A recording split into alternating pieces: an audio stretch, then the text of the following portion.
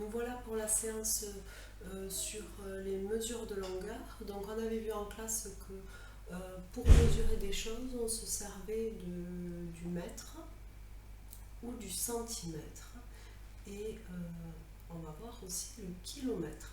Donc le mètre, on se rappelle un petit peu, je vous avais donné l'exemple de ma règle jaune de classe qui fait 1 mètre. Je vous avais dit aussi que ça faisait du sol à peu près à votre torse, vous vous rappelez, pour vous donner un ordre de grandeur. Et le centimètre, c'était la largeur du petit doigt. Vous vous rappelez de ça? Donc c'est un peu pour vous donner un ordre de grandeur. Le centimètre, c'est à peu près le petit doigt. Et le mètre, soit vous vous rappelez de ma règle de maîtresse, soit c'est la distance du sol à votre torse.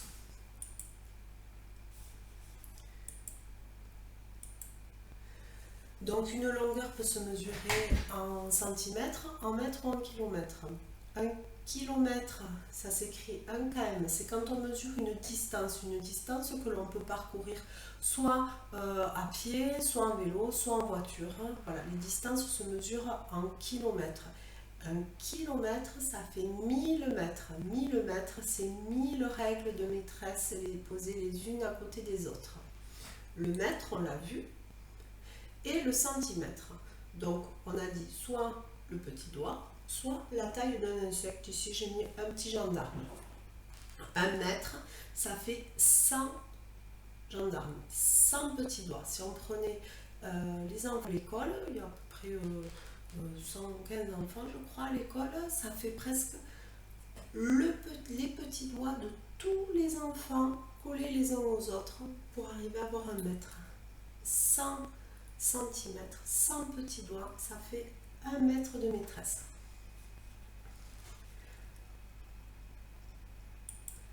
Alors, le kilomètre, donc la distance Nogaro-Riscle, le trajet Riscle-Paris et le tour de la Terre, tout ça se mesure en kilomètres.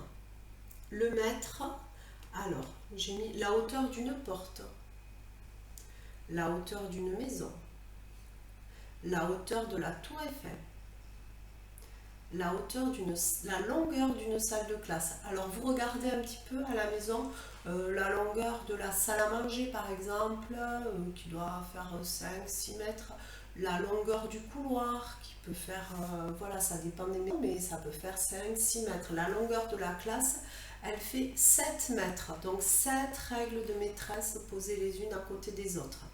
La tour Eiffel, elle fait plus de 300 mètres en hauteur comme ça. Hein? C'est très haut, mais on ne la mesure pas en kilomètres, c'est pas une distance.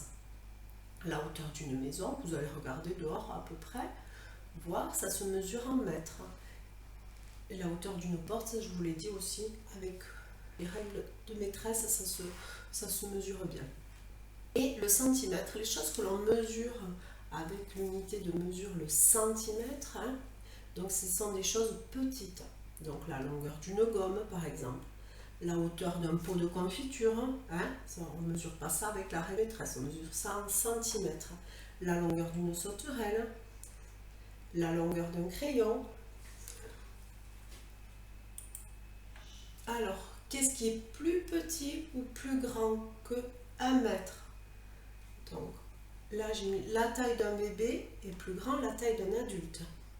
La longueur du bureau d'un élève en classe, si on avait fait cet exercice en classe, on aurait comparé, les bureaux sont plus petits que 1 mètre. La longueur d'une guitare, alors là j'hésite un petit peu, je ne sais pas trop, ça dépend si c'est une guitare enfant ou une guitare adulte.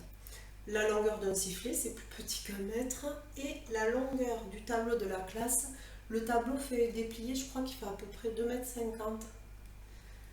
Voilà. Qu'est-ce qui est plus grand et plus petit qu'un centimètre?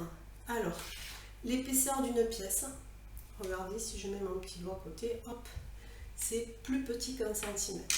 La longueur d'une fourmi aussi, vous irez regarder, dehors, vous mettrez votre petit doigt à côté, vous verrez que la fourmi elle est plus petite qu'un centimètre. L'épaisseur d'un dictionnaire, c'est plus grand qu'un centimètre, hein, le dictionnaire il est plus haut. La largeur du cahier aussi, ça se mesure avec une règle, donc ça se mesure en centimètres. La longueur d'une souris aussi. Et la taille d'une mouche, alors là j'ai hésité, donc je l'ai mis au milieu. Parce que je pense qu'une mouche, c'est à peu près 1 centimètre. Vous regarderez les mouches s'il y en a par là. Hein, vous regarderez et vous me direz ça. D'accord? Allez, voilà pour la petite séance. Maintenant, vous allez prendre votre exercice que j'ai dit sur le plan de travail, là, où vous devrez choisir les petits dessins, les petits objets qui sont représentés, si on les mesure plutôt en centimètres ou plutôt en mètres. Alors, on pense le centimètre, le petit doigt ou le gendarme. L'être, ma taille du sol à peu près mon torse, hein, on regarde un petit peu, ou la règle de la maîtresse. Et le kilomètre, on sait que c'est une distance que l'on peut parcourir. Voilà.